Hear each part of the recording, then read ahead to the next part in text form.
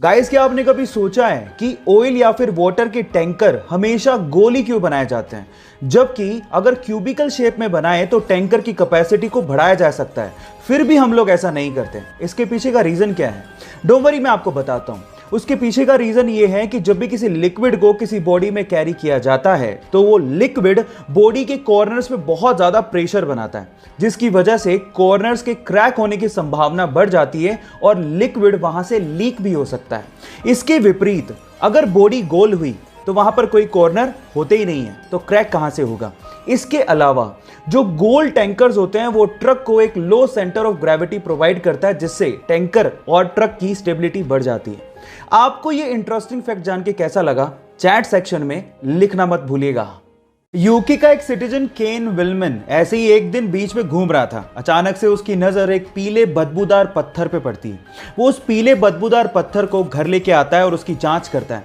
जांचने पर पता लगता है कि ये पीला बदबूदार पत्थर और कुछ नहीं बल्कि व्हेल की एक उल्टी है। और उसके बाद केन विलमन रातों रात करोड़पति बन जाता है। अब आप लोग कहेंगे कि व्हेल की इस बदबूदार उल्टी के लिए भला इतना पैसा कौन देगा? तो मैं आपको आपकी जानकारी के लिए बता दूं कि व्हेल की इस उल्टी को एम्बर ग्रीस कहा जाता है और इसी एम्बर ग्रीस का इस्तेमाल करते हुए बड़ी बड़ी परफ्यूम कंपनियां अपना परफ्यूम बनाती हैं। लेकिन वेट, ये परफ्यूम में सुगंधी के लिए इस्तेमाल नहीं होता, बल्कि एम्बर ग्रीस में एक ऑर्डरलेस अल्कोहल होता है जिसका नाम है एम्बरीन, और ये एम्बरीन परफ्यूम को लॉन्ग लास्टिंग बनाने में मदद करता है। अब आप समझ ही गए होंगे कि बड़ी बड़ी परफ्यूम कंपनियां इस व्हेल की उल्टी के लिए इतना पैसा क्यों देती हैं। ये इंटरेस्टिंग फैक्ट जान के आपको कैसा लगा? चैट सेक्शन में लिखना मत भूलिएगा।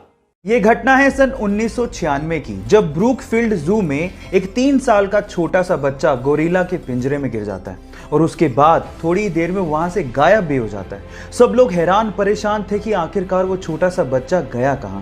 लेकिन थोड़ी ही देर में पता लगता है कि एक फीमेल गोरिल्ला उस बच्चे के गिरते ही उसे वहां से उठाती है, अपने सीने से लगाती है और उसके बाद सबसे छिपाते हुए, सबसे बचाते हुए वो जू के एंट्रेंस गेट पे जाती है और उसके बाद जू के कीपर को सौंप देती है। ये बेजुबान जानवर भी मां की फीलिंग्स समझते हैं। ये जान के आपको कैसा लगा? चैट सेक्शन में लिखना मत भूलिएगा। गाइज, आप लोगों ने लाइफ इंश्योरेंस, हेल्थ इंश्योरेंस और ऐसी बहुत सारी इंश्योरेंस पॉलिसीज के बारे में सुना होगा। जब आपको इन चीजों में नुकसान हो जाए तो आप कंपनी से क्लेम कर सकते हैं और वो आपको बदले में पैसा देती है। लेकिन क्या हो अगर कोई एलियन आपको नुकसान पहुंचा दे? क्या इसके लिए कोई इंश्योरेंस पॉलिसी के बारे में आपने कभी सुना है? शायद कभी नहीं सुना होगा। लेकिन यूएस के फ्लोरिडा में एक एजेंसी ऐसी है जो एलियन एब्डक्शन पॉलिसी प्रोवाइड करती है, और वो भी मात्र $20 में। इसका मतलब यह है कि अगर कोई एलियन आपको किडनैप करके ले जाए तो आपकी लाइफ इंश्योर्ड होगी। पहली शर्त यह है कि अगर आप इसको क्लेम करना चाहते हैं तो आपका किडनैपिंग के बाद अर्थ पे होना जरूरी है। और दूसरी शर्त सुन के आप शायद हैरान रह जाएंगे। इसको क्लेम करने के लिए आपको जिस एलियन ने किडनैप किया है उसका सिग्नेचर आपके पास होना बहुत ज्यादा जरूरी है। अगर इंडिया में कोई ये पॉलिसी बेच रहा होता तो लोग जरूर पूछते कि मेरे माथे पे कुछ लिखा है क्या। खैर, आपको ये फैक्ट जान के कैसा लगा? चैट सेक्शन में लिखना मत भूलिएगा।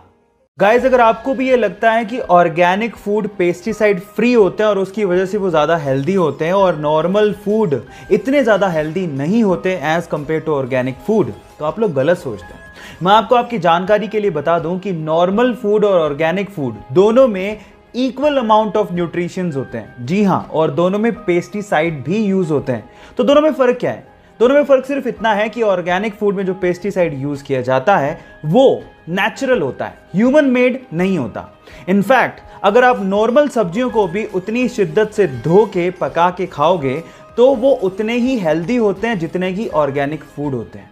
सो ये इंटरेस्टिंग फैक्ट जान के आपको कैसा लगा? चैट सेक्शन में लिखना मत भूलिएगा।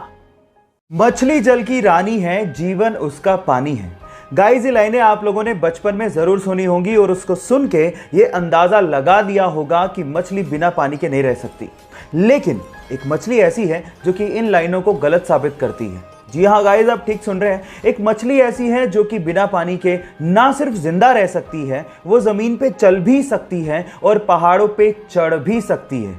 ओह माय गॉड, उस मछली का नाम है क्लाइंबिंग गौरामी, जिसको हम लोग क्लाइंबिंग पर्च के नाम से भी जानते हैं। गाइज, ये मछली जमीन पे चल सकती है, बिना पानी के जिंदा रह सकती है, और उसके पीछे का रीजन है इसके गिल्स इस तरह से डेवलप्ड हुए हैं कि ये बाहर ह्यूमन के जैसे सांस ले सकती है, ऑक्सीजन को इनहेल कर सकती है ना ये अमेजिंग फैक्ट? ये फैक्ट जान के आपको कैसा लगा, चैट सेक्शन में लिखना मत भूलिएगा।